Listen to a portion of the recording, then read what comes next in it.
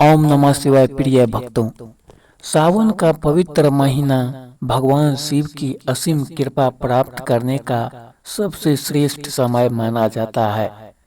लेकिन क्या आप जानते हैं कि इस पावन महीने में कुछ ऐसी गलतियां भी होती है जिन्हें यदि कोई व्यक्ति जानबूझकर या अनजाने में करता है तो उसका मन अशांत हो सकता है, उसके अच्छे कर्मों का प्रभाव कम हो सकता है और उसके जीवन में अनेक प्रकार की बाधाएं उत्पन्न हो सकती है।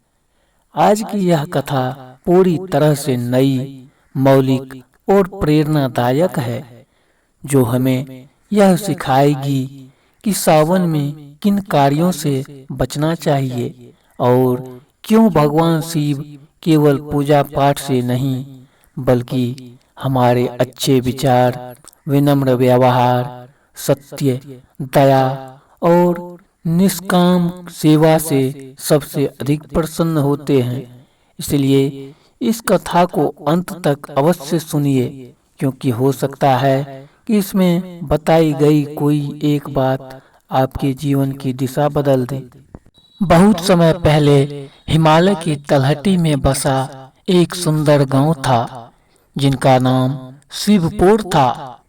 उस गांव के चारों ओर हरे भरे खेत, निर्मल नदी, प्राचीन पीपल के वृक्ष और भगवान शिव का एक अत्यंत प्राचीन मंदिर था, जहां सावन का महीना शुरू होते ही दूर दूर से श्रद्धालु जलाभिषेक करने आते थे। उसी गांव में राघव नाम का एक युवक रहता था, जो परिश्रमी तो था, लेकिन उसके भीतर अहंकार धीरे धीरे बढ़ता जा रहा था। उसे लगता था कि धन और बल ही जीवन की सबसे बड़ी शक्ति है। उसके माता पिता प्रतिदिन भगवान शिव की पूजा करते और उसे भी साथ चलने के लिए कहते, लेकिन राघव हर बार कह देता, यदि भगवान सब कुछ करते हैं तो मेहनत करने वालों को ही सफलता क्यों मिलती है? मैं केवल अपने कर्म पर विश्वास करता हूँ। उसके पिता मुस्कुराकर कहते, बेटा, कर्म ही सबसे बड़ा धर्म है, लेकिन कर्म के साथ विनम्रता और ईश्वर का स्मरण मन को सही दिशा देता है।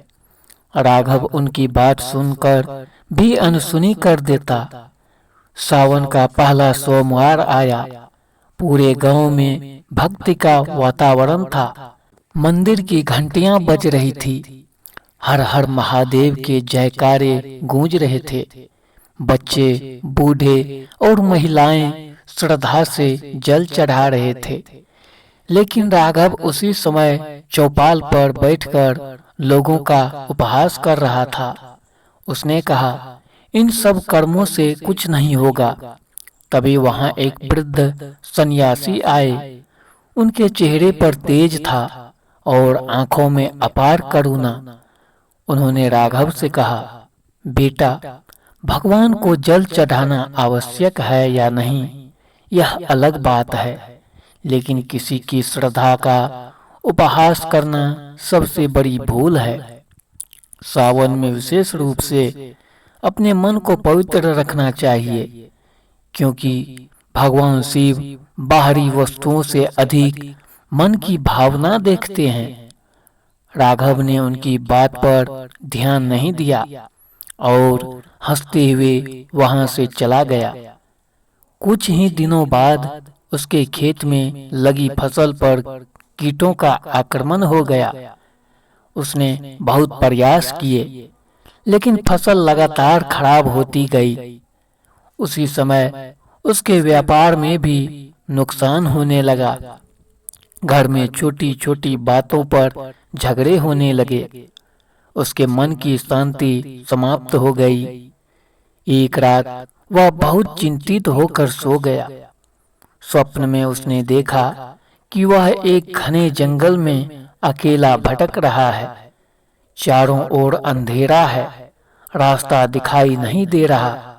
तभी दूर एक तेज प्रकाश दिखाई देता है। वह उस ओर बढ़ता है तो वहां एक विशाल शिवलिंग दिखाई देता है जिसके ऊपर निरंतर जल की धारा गिर रही थी। उसी समय एक गंभीर लेकिन करुणामयी आवाज सुनाई देती है। मनुष्य का सबसे बड़ा शत्रु उसका अहंकार है।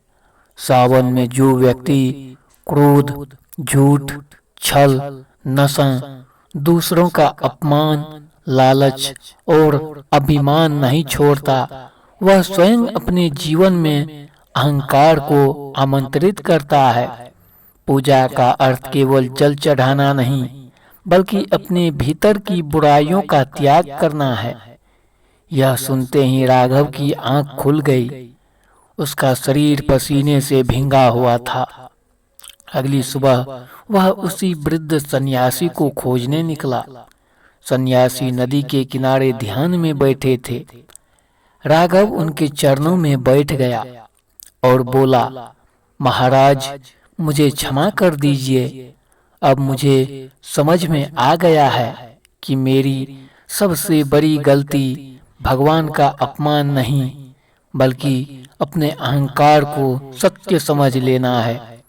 कृपया मुझे बताइए कि सावन में किन बातों का विशेष ध्यान रखना चाहिए।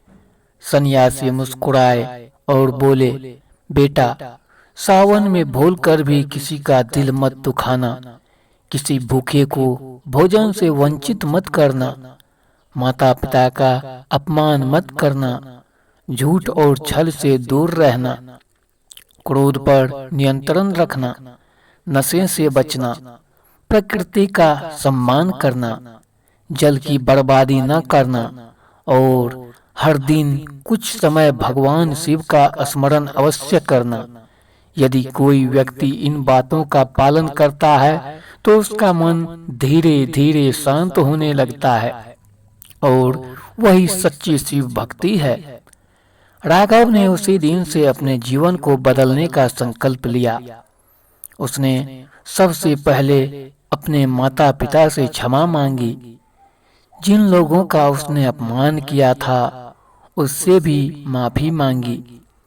गरीबों की सहायता करना शुरू की। मंदिर जाकर विनम्रता से जल चढ़ाया और सबसे महत्वपूर्ण बात यह कि उसने अपने स्वभाव से अहंकार को दूर करने का प्रयास किया।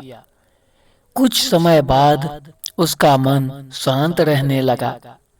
धीरे धीरे उसकी मेहनत रंग लाई। खेतों में फिर से हरियाली लौट आई। व्यापार सुधरने लगा और घर में प्रेम का वातावरण बन गया। तब उसे समझ आया कि भगवान शिव चमत्कार से पहले मनुष्य के भीतर परिवर्तन लाते हैं, क्योंकि जब मन बदलता है तो जीवन की दिशा भी बदल जाती है। तभी से राघव हर सावन में गांव के बच्चों को यही शिक्षा देने लगा कि सावन का वास्तविक व्रत केवल भोजन का त्याग नहीं, बल्कि बुरे विचारों, क्रोध, अहंकार, झूठ और स्वार्थ का त्याग है। जो व्यक्ति अपने मन को पवित्र बना लेता है, उसके जीवन में भगवान शिव की कृपा स्वयं प्रकट होने लगती है। हर हर महादेव। तो दोस्तों, ऐसे ही कहानी सुनने के लिए हमारे चैनल को सब्सक्राइब कर लीजिए। धन्यवाद।